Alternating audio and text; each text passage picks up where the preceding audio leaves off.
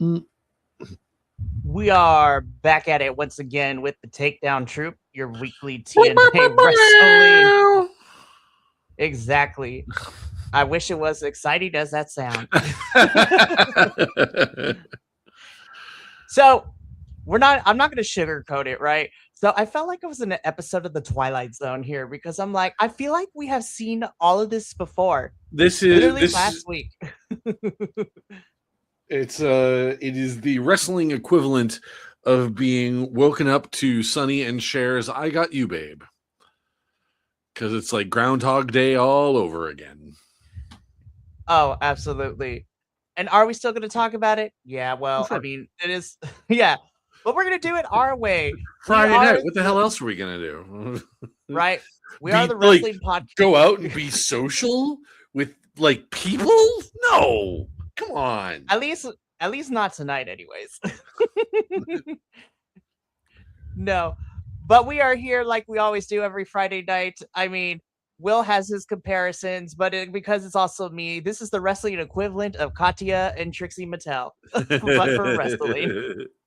And welcome to where this is our show and not yours. Welcome to TN. Welcome to TN. TN. Brother, what's that? What's that, brother? Brother. Oh my goodness, we're gonna have a great time tonight. Listen, TNA is currently has been on the struggle bus for a little bit for quite some time, but we're going to be here. We're breaking down the Thursday, August 13th edition of TNA Wrestling. Lots of new matches made for Lockdown, which is happening next weekend, so that's going to be an interesting. Which I'm still gonna say, in a post-COVID world, the name of that pay-per-view is problematic as fuck. I'm surprised that not people going like, oh my god, fucking Lockdown again. No, fuck that shit. Be like, we told you, we're done with it. Oh my goodness. But my name's Mikey. This is Will. Let's get into this, shall we? So absolutely. I'm not even gonna lie. When I did the slides for this, I was just like, why do I feel like this is less slides than it normally is? And then I looked at the show, I'm like, well, actually, this pretty much encompasses everything that happened on the show. So in the words of GTA San Andreas, shit, here we go again. All right, let's jump into it because we kick things off with something familiar, but not really different. So in our opening bout, we see Mr. Ricky Sosa taking on Brian Myers of the System with Bear Bronson accompanying him in this. And I'm like, I swear we saw this match last week just with the Leon Slater flavor. I was thinking about this actually while I was watching this, and I think I've realized the biggest problem with TNA. Okay, I figured it out. I've cracked the code amongst many codes. Every single heel they have is the same. It's the System, it's the Elegance brand, it's Order 4. It's a numbers game. You come in, you wrestle a bit, one of the bad guys interferes, and somebody wins. So it's like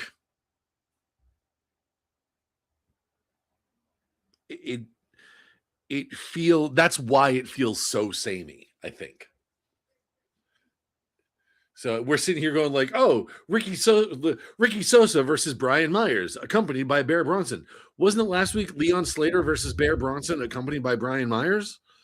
And it's like, it was literally just like, we're going to switch our System guys and another, black high flyer.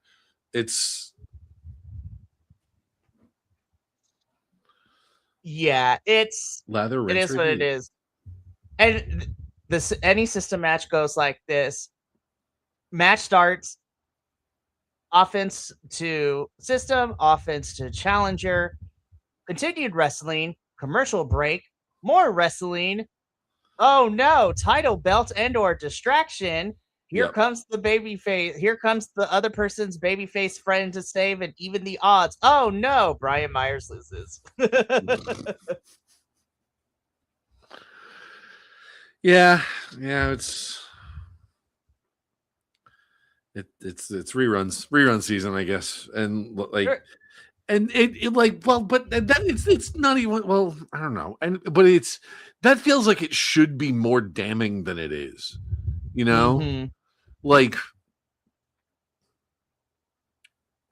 this is like, it's it's like the old adage in wrestling: when you're hot, you can do no wrong; when you're cold, you can do no right. Mm-hmm. And right now, TNA is so cold. They are the box of popsicles from last summer that you forgot about at the back of the freezer. Bobby Drake is jealous of how cold they are. Friggin' the Iceman cometh? No, the Iceman emeth here, and he's wrestling in TNA.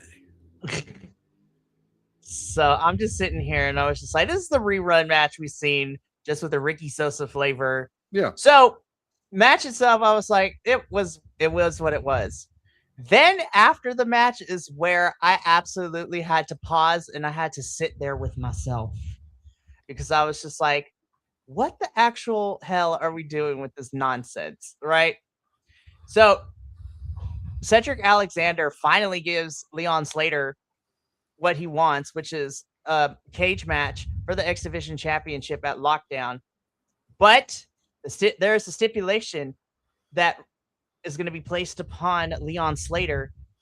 And I sat there like, what's about to happen? Cedric Alexander says that he will give Leon Slater his match. However, the stipulation for this is if Leon loses this match, his X Division Championship reign, which, mind you, is the second longest X Division Championship reign in the history of this company across all iterations, will be erased from TNA history.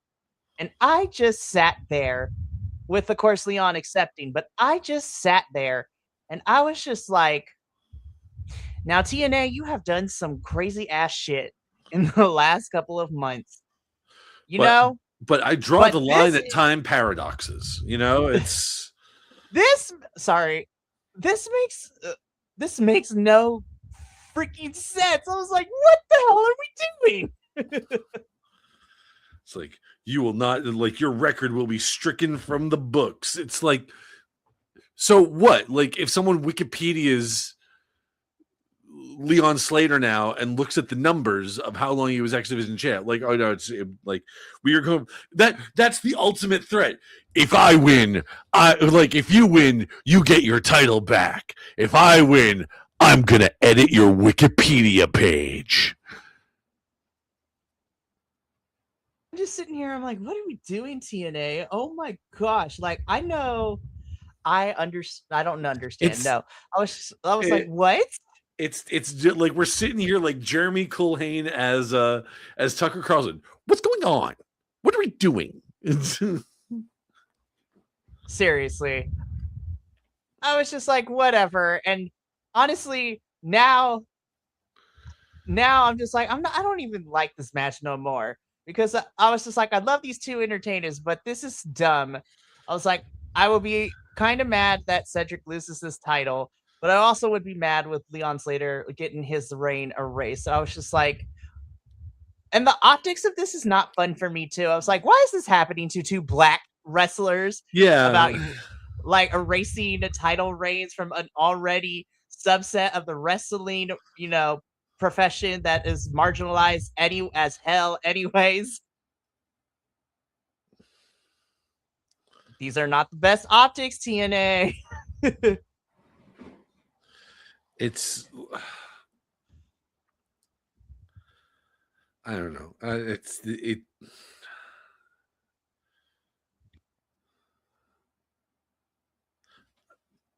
What else can we say about this that hasn't already been said, because we already watched this last week, you know? Yeah. So again, Leon accepts and we're gonna be sad, and it's gonna be heightened. The level of sadness is gonna depend on what happens at Lockdown next weekend. But let's continue. Gia Miller is with BDE and Rich Homie Swan and asks them who is their mystery partner tonight. And the boys tell them, you'll find out later tonight. Moving on. Yep. Which I was excited for that at first because I'm like, holy shit, did TNA actually hire someone? Did they sign someone new? Are we getting one of these, WWE cast-offs or like pulling someone up from the indies? Spoiler alert. And the answer the answer to both of those is no. No.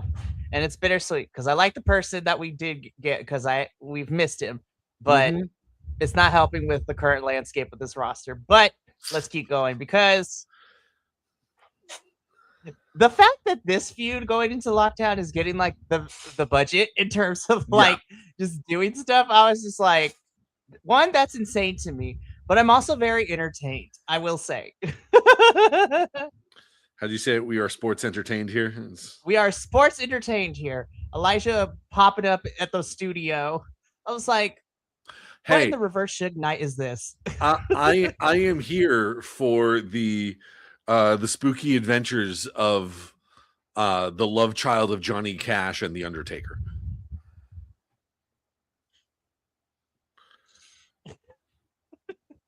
I was just like, I cannot believe this is the feud that's actually getting like sports. I'm entertained with this build. So this is out. This whole entire feud going into Lockdown started because AJ Francis wanted to raise money for his friend Consequence. And so now it is evolved into Elijah pulling a Suge Knight and roll it up on the studio. Like, what is happening?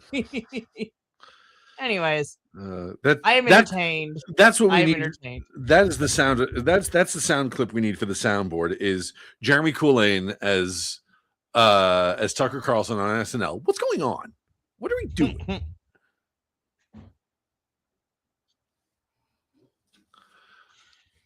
But I know it's this one is very what's going on? What are we doing in the best way possible? Like. I love my spooky wrestling. You know this. It's I am here for the spooky shenanigans. So this the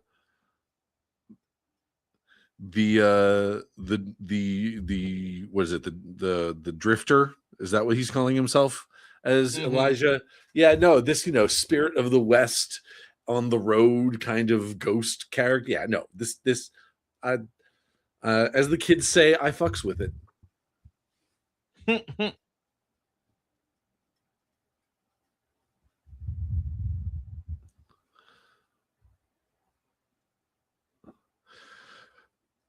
But yeah, so I am sports entertained, but yeah.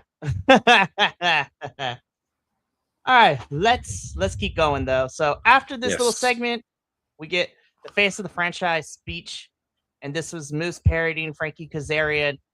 Frankie comes out back and forth, and continuing to build their Escape the Cage match at Lockdown. Okay.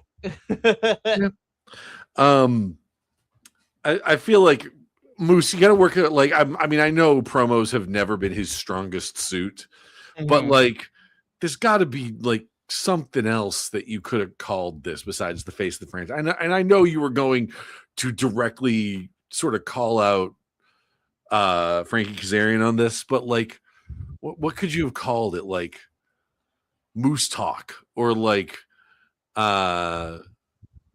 Moose Calls. It's or no. You know what it is? You know what you call it? But you make sure to spell it. You call it Break for Moose. which I realize as a New Englander is more like a joke for us up here,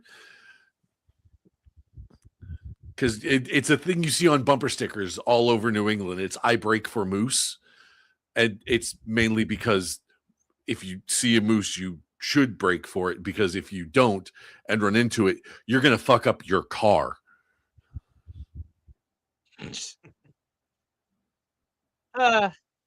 So again, just a promo to continue to build up. Moose, we'll talk about you later, what happened to you backstage, because, sir, we need to figure something out. But I'm gonna talk about that and get on you a little bit later, because right now we get into our next match. This is Order 4, or at least, you know, Order 4, being represented by Mustafa Ali, John Skylar, and Agent Zero, taking on Rich Homie Swan, BDE, and we find out that their mystery partner for the evening is a returning from injury Trey Miguel. Love Trey. I've missed you. Exactly. I've missed you, Trey, and I love you, Trey. But I was hoping it would be something different. But I still love you. I still love you. Yep, definitely hoping for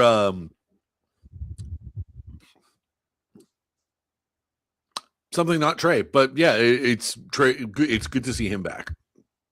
Yes. Honestly, I think now that he's back, what they need to do, I mean, obviously they're obviously putting him in a program with Order 4, or maybe that was just because it's sort of picking up where he left off. But honestly, they need to bump Casey Navarro back down the card and put Trey Miguel where he is right now. That's my humble take on it, but you know.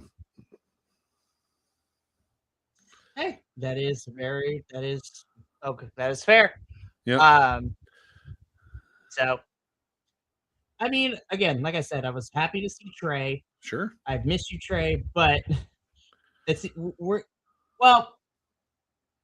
gonna wait to talk about Casey until we get him a little bit later. But Rich, BDE, and Trey beat Order 4, and it set some things up for a little bit later, at least for Trey on his part, which we would learn in a internet exclusive that he wants Agent Zero at lockdown. I'm like, okay, why not?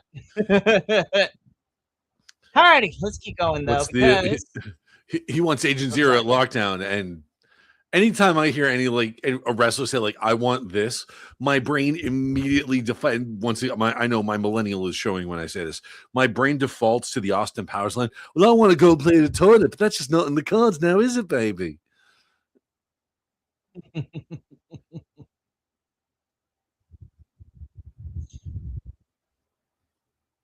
Yeah.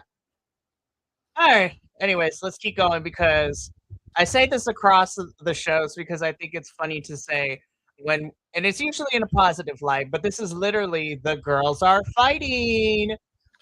Because Elena Black and Zaya Brookside get into a quasi brawl backstage after Zaya Brookside's horrible makeup job. And I was like, this is how we build it to lockdown, I guess. All right, whatever. Okay. You know what this reminded me of? Like from the makeup job all the way to how this segment ended. Mm-hmm. And I say this as derogatorily as I can. Oh boy. This was some Attitude Era shit. 100%. I was like, what are we doing? This was Divas belt era. This was Butterfly belt era Divas shit. Oh my gosh. I was like, this is how we're building into this match in lockdown? Whatever. Like whatever, man. What are you gonna do? We're not on the Raider team.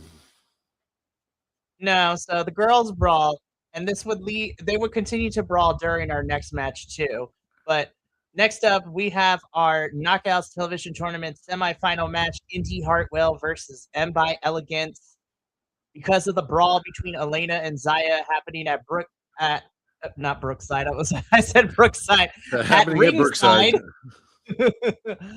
This allows M by Elegance to capitalize, and M by Elegance defeats Indy Hartwell to I was advance into the finals. I was shocked about that. Not even gonna lie, like that could like we talked about this last week was the notion. I'm sitting here looking at the brackets and it's like, okay, yeah, it's pretty obvious that Indy Hartwell is going to win. You know, it's I understand, the need to, stretch it out for the sake of TV time and everything like that. But no, clearly not. Maybe this will be the downfall of the Elegance brand. I'd be okay with that. Like I said, it's like, especially where all of the heel factions are starting to feel real samey. It's would be a big boon, I think.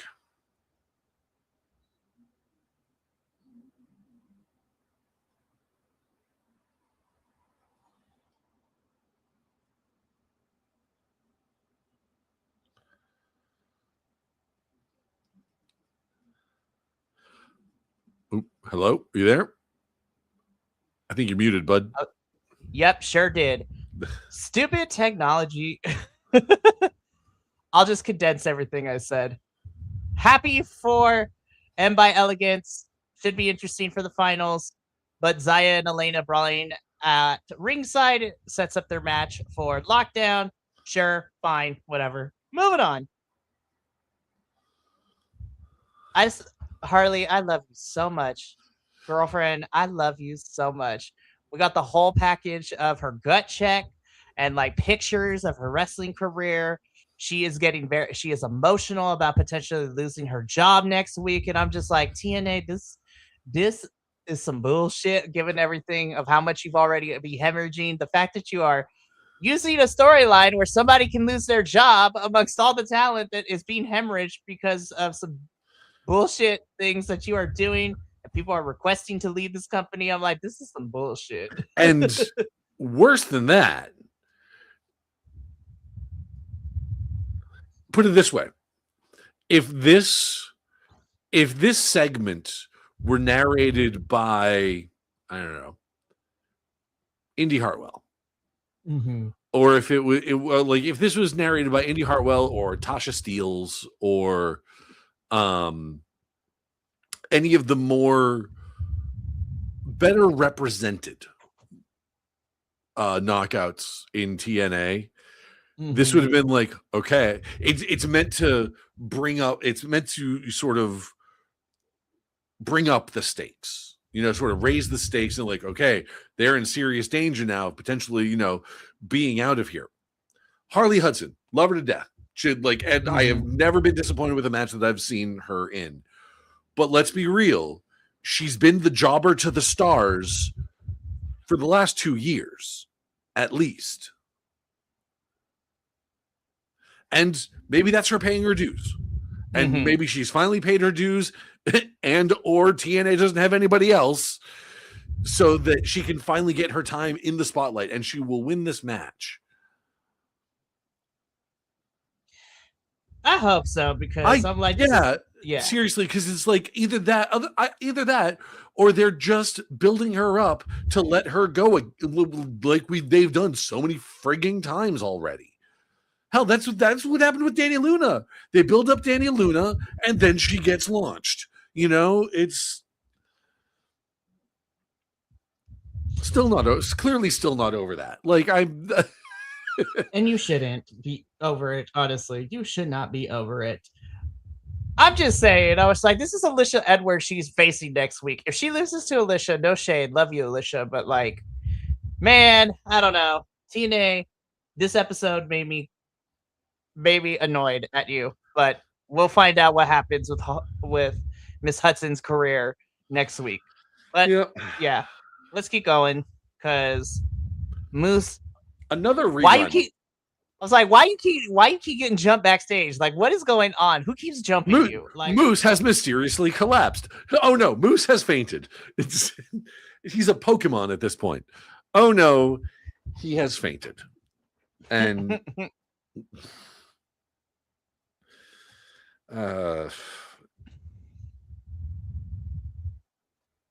so I'm like, boy. moving on. Moose, you keep getting jumped, bro. We gotta fix this. Is it a medical thing? Like, are you like, do you need to check your blood sugar or something like that, bud? Is it like one of those screaming goat things where you get startled and just whatever? Like... Screaming moose. You know, you just kind of look at him and go, ah! And you're just like,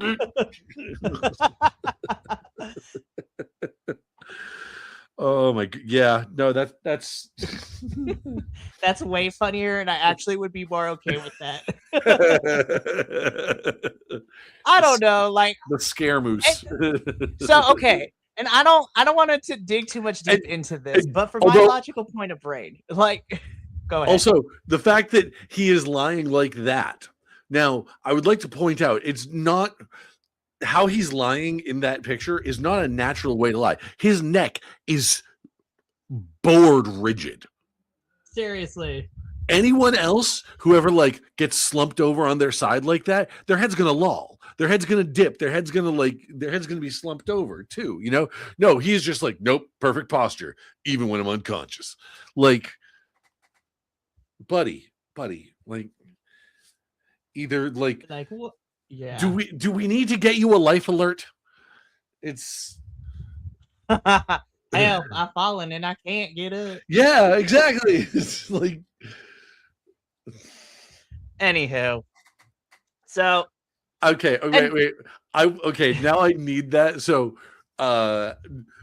quick crossover plug, because I know Rev shows up on some of your channels and stuff like that. But right. Rev is starting a new worldwide wrestling campaign. Sure it's actually starting this week. Session 0 is this Sunday. Sure is. And we've been joking, like, while we've been talking backstage about, and I'm going to be in it, and like we've been talking sort of in the backstage area about like what sort of funny like jokes or gimmicks or stuff like that like we could possibly run with this thing. Now I want someone to play a character whose entire gimmick is that they are a senior citizen and they come to the ring wearing a life alert, so that when they when they take like a spine buster or something like that, they just hit the life alert and have like EMSs come in to back them up.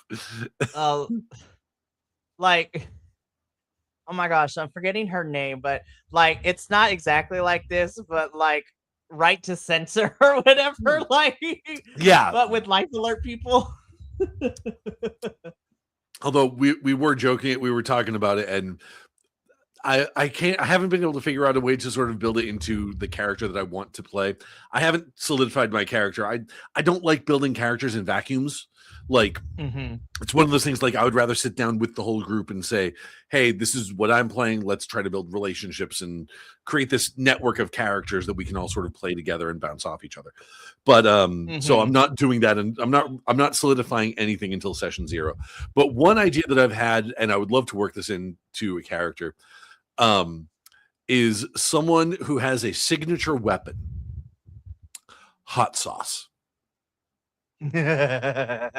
Like, the idea of like the kind of spots that you could do with hot sauce as a foreign object.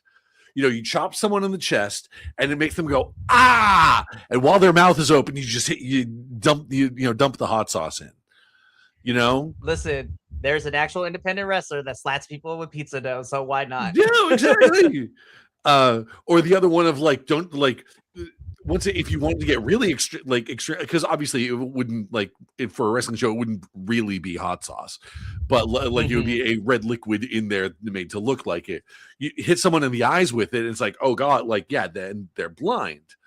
The other funny spot you could do is someone uses the hot sauce and then forgets to wash their hands, and then like touches themselves in a sensitive area, and that starts the burning sensation. It's gives a whole new meaning to Burning Man. Anyways, so Moose, we got to figure this out. You are a 6-something big black dude who used to play football. Like, what are we doing? You need to hire security, get a friend, find something. But we keep going though. Help! I've fallen and I can't get up. Eddie Edwards and Casey Navarro. I was just like, I wonder how this is going to go.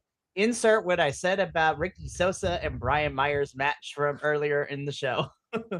For what it's worth, Casey Navarro coming out like a house of fire at the start of this thing was kind of fun to watch. It was. I appreciate credit where that. it's due. Other than that, pretty standard babyface versus system match. Very true. Babyface gets some offense. System gets offense. Shenanigans in the form of a kendo stick this time. But oh, look at that. Babyface got friends. And Casey beats Edwards. And we get another lockdown match made. It's a mixed match. Mixed 4-on-4 match. And I was just like, okay. No. It's wasn't it 5-on-5? You know what? Hold up. TNA, let me look at this real quick. I have it in my notes somewhere. I should be looking at those more often. Because I do remember Santino saying that he's bringing in Jada Stone to basically saying like, okay, you guys have a token girl. The other team needs a token girl. Jada Stone. Why not? Be like, why not? Okay. So it is a 4-on. So my bad. It is a 4-on-4. Oh, okay. So it is the system, which is going to be Brian Myers, Bear Bronson, Edward Edwards, and Alicia Edwards taking on Casey Navarro, Ricky Sosa, Fabian Eichner, and Jada Stone. Yeah. Okay. By the way, this picture of this match graphic for this match, like on the babyface size, because Ricky Sosa is doing like his bang bang with his like fist in front, like making, pew pews. Yeah. Saying the other word will get us in trouble here on the internet, apparently. But the way that they photoshopped and put Ricky Sosa right in front of Fabian Eichner, it looks like he is grabbing this man's bald head. It is hilarious. I'm going to send you this picture right now. Hold up. Yeah. But yeah, I'm just sitting here and I'm just like, okay, this match is being made. Sure, fine, whatever. We had to get there somewhere. So everybody on this roster is going to be getting something. Or majority of this roster will be getting something at this show. So we'll see how that all goes down. Predictions coming next Friday. So moving on though, because it looks like this sums up how I felt about this episode. Oh yeah, no, I was laughing at the because I just got the picture of the 4-on-4 match, and it does, yeah, no, it's Ricky Sosa, like, not even, it's like massaging his head, it looks like he's like, nope, we're just gonna hold this and just sort of work all the kinks out. And Fabian Eichner is not having a good time with it because he is yelling. It's not a fun kind of massage, and he wants Ricky to stop. Yes. Anyways, yes, Allie, the struggle is real. We, like you, are also watching TNA. So obviously this is continuing. Allie is continuing her search for Rosemary. The struggle is real is a phrase that Rosemary has used quite often in her career here in TNA and as a wrestler. So I don't know, man. Allie, we're going to need to, girl, you need to come up with a plan, because if Rosemary don't show up, it's going to be you and the Elegance brand girls in that cage match and you defending those tag titles on your own. But I sense something coming, and I hope it's epic. Will it be? I don't know. Probably not, but I hope so, because I love Rosemary. But we'll see. Hey, there was, we will talk about the meeting that happened at a convention towards the end.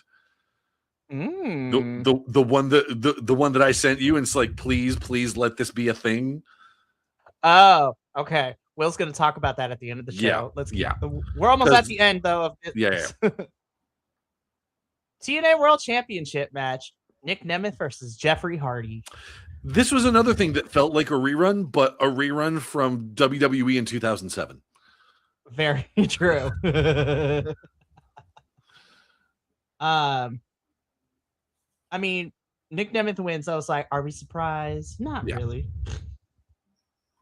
Yeah, like we knew that we knew how this one was going to end, because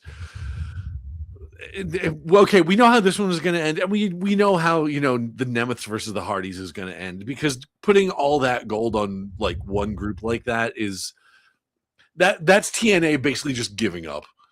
That's TNA broadcasting to everyone like, guys, we don't have anybody.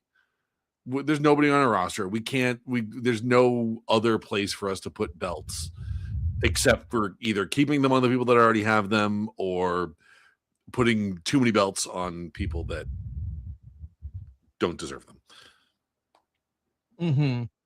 So Nick wins. Jeffrey did not. It's like you said, we see this match just a different time in a different place. Again, I felt like I was in the Twilight episode with this episode of TNA. But that's it. That was TNA.